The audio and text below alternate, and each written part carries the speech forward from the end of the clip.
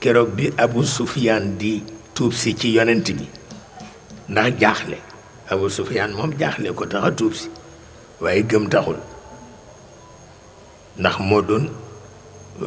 gouverneuru Makka ñépp ragal ko waaw rekk muy gàntal wàllu yonent bi di ko gàntal rek ba ñépp romb ko fi wuy ji yonent bi mu jaaxle nag gisatul mag mu waxal mu daldi fabu ni dama ngay dem joxi sama bopp yonent bi naka la ñëw Madina mag mu ko seen daw wuti foo dugg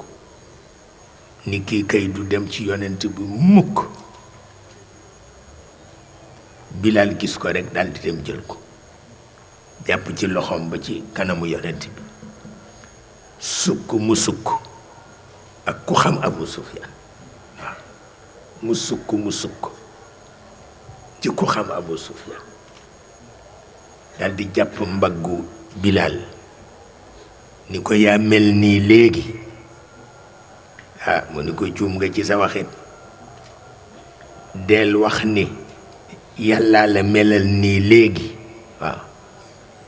ni ko ndax tawxiid la waaw